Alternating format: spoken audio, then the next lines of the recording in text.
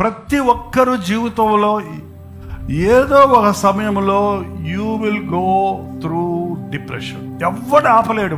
వాడు ఎంత గొప్ప భక్తుడవని, ఎంత లాంటి వ్యక్తి అవని, ఎంత గొప్ప విజయాలు సాధించిన వాడవని, అన్ని ఉన్నవాడవని, ఏదో ఒక సమయంలో ఆ యొక్క లోయల అనుభవం అంటే ఆ ఒంటరితనం. డిప్రెషన్ కి కారణం మనుషుల బెదిరింపులు కొన్నిసార్లు, పరిస్థితుల ప్రభావం కొన్నిసార్లు, మనల్ని మనమే ఎక్కువగా ఊహించుకున్నప్పుడు కూడా, మన గురించి మనం ఎక్కువ ఆలోచించుకున్నాం అనుకో, నీ గురించి నువ్వు ఖచ్చితంగా కిందే పడిపోతావు, పైకి వెళ్ళావు. ఎప్పుడు అలాంటి ఆలోచనకు చోటు ఇవ్వకండి.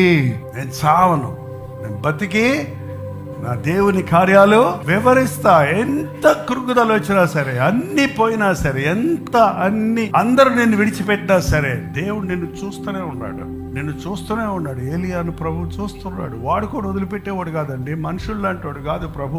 మనుషులు వాడుకుంటాం, వాడు ఉపయోగం అయిపోయినట్టే వాడిని పట్టించుకోం మనం. యేసయ్య అలా కాదు. నిన్ను ఒక్కసారి ప్రేమించాడా అంతం వరకు ప్రేమిస్తాడు.